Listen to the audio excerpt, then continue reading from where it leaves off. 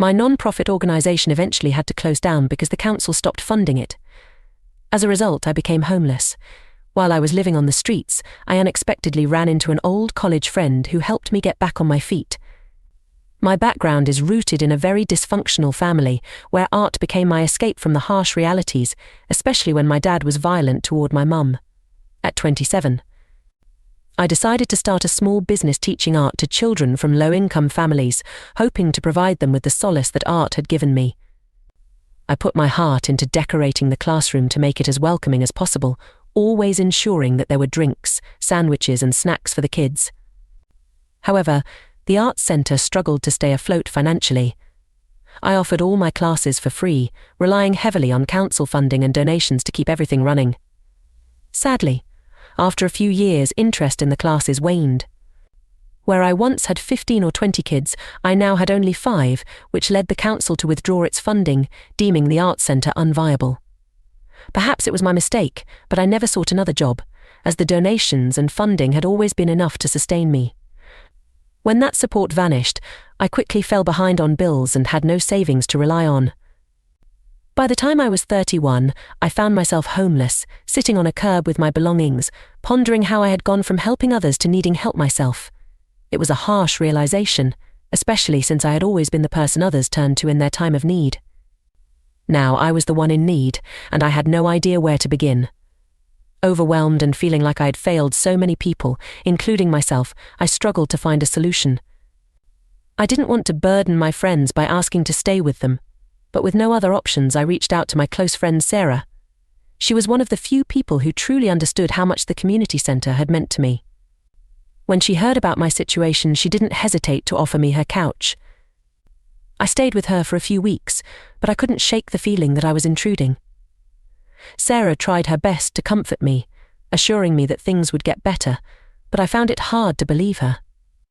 Each day felt like an uphill battle. I began applying for jobs, but rejection after rejection only deepened my despair. My savings were gone, and with no income, the harsh reality of my situation started to set in, leaving me terrified. After a few weeks, I realized that I couldn't stay with Sarah indefinitely. I needed to figure out my next steps. With nowhere else to go, I began sleeping in my car. At first, it didn't seem so bad. I convinced myself it was just a temporary setback and that I'd find a job soon and get back on my feet. But as days turned into weeks and weeks into months, my optimism began to fade. Living in my car was a humbling experience. I quickly learned how to navigate the world of homelessness, discovering the best places to park without drawing attention, finding public restrooms, and figuring out how to stretch a few dollars as far as possible. My days were consumed with job hunting, filling out applications, and attending interviews that rarely led anywhere. One particularly cold night, as I lay shivering in the back seat of my car, I realized I couldn't go on like this much longer. I desperately needed a break, something to take my mind off everything. That's when I remembered the hiking trails in the mountains just outside the city. Nature had always been a source of comfort for me, so I decided that the next morning I would drive up to the mountains and spend the day hiking. The drive was bittersweet. I couldn't help but think of how I used to take the kids from the community centre on nature walks, teaching them about the plants and animals we encountered.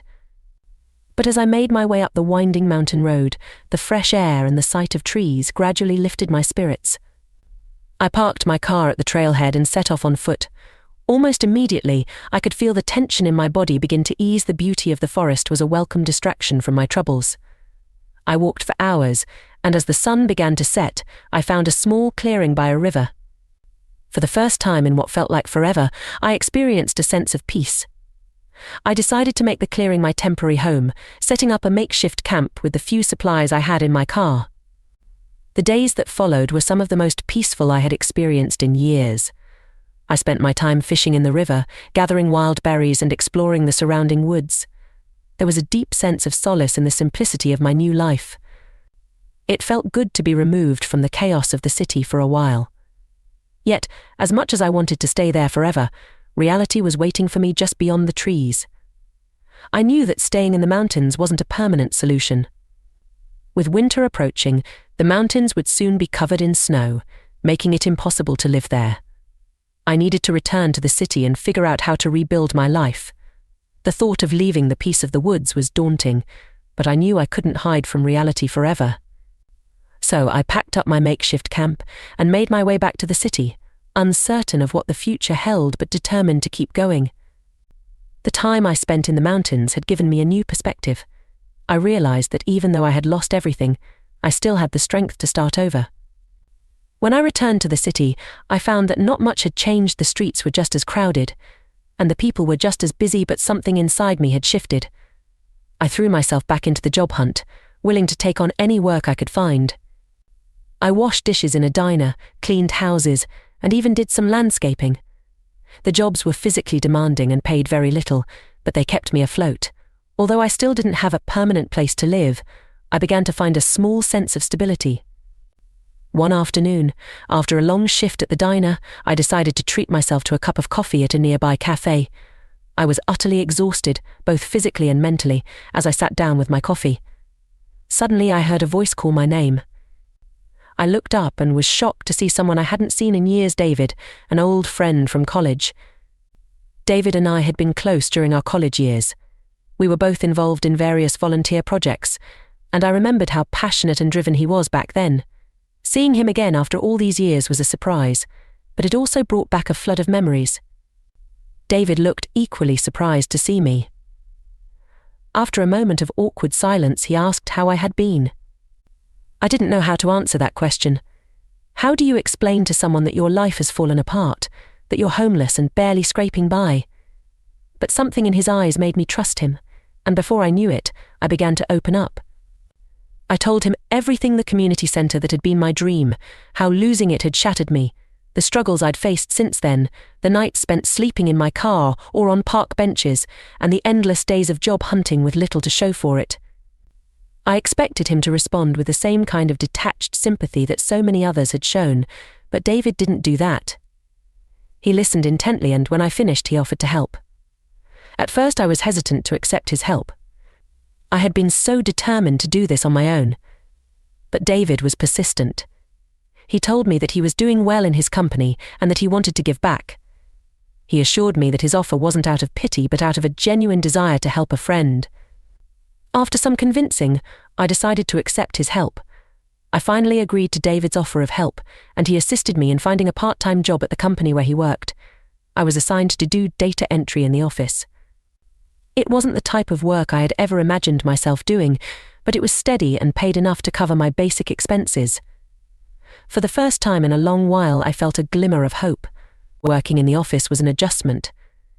The routine was different from anything I had done before, and I often felt out of place among my well-dressed, professional co-workers. But I focused on the work, determined to prove that I was capable and reliable. David was there every step of the way, encouraging and supporting me whenever I needed it. As the weeks went by, David and I started spending more time together outside of work. We would grab coffee after our shifts, reminisce about our college days, and talk about our lives. He was kind and patient, never making me feel like a charity case. He often told me he admired my strength, despite everything I had been through. It wasn't long before I began to admire David too, not just for his kindness, but for believing in me when I could barely believe in myself. Soon enough, I found myself falling for him.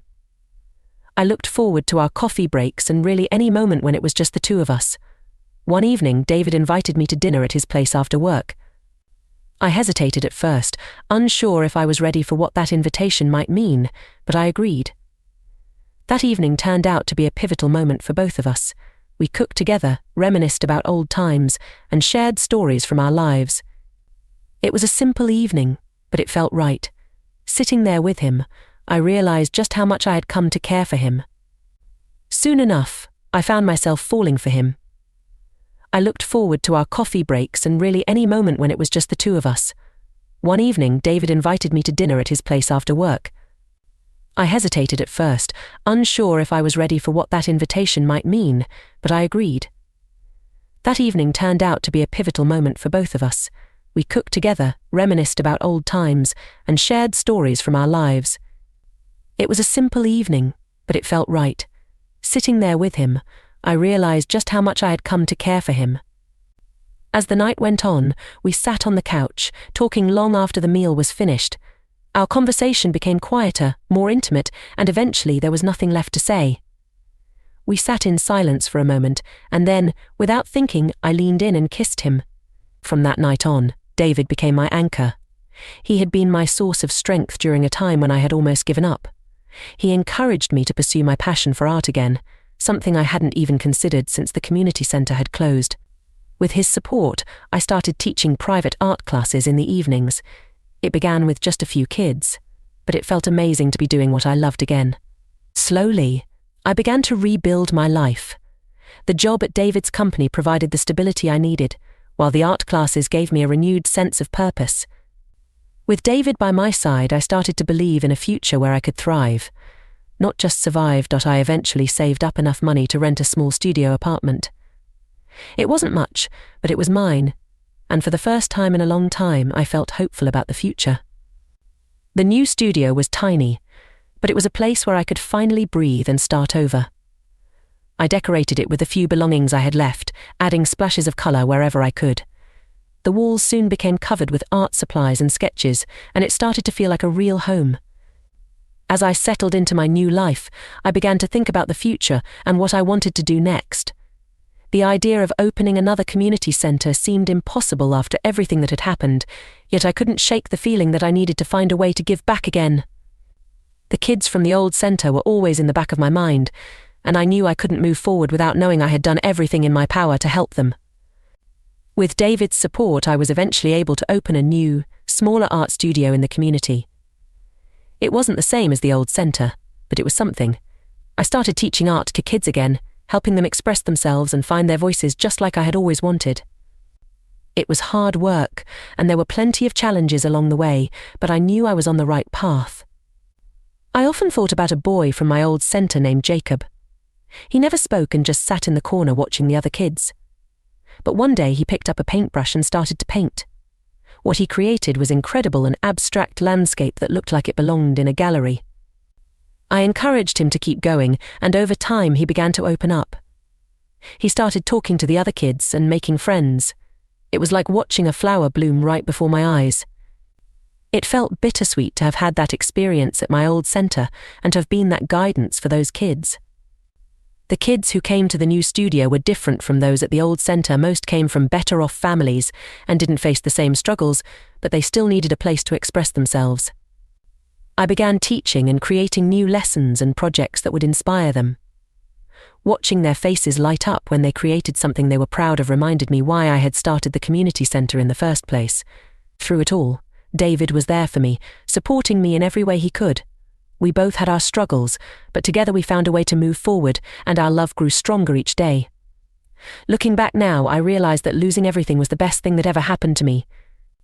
It forced me to let go of my pride, to accept help, and to open my heart to love. I never would have met David if I hadn't gone through those tough times, and now I'm stronger for it.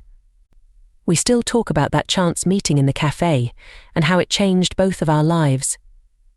It's funny how life works. Sometimes the most unexpected moments can lead to the greatest blessings. Every day, I'm reminded that no matter how dark things may seem, there's always a light at the end of the tunnel.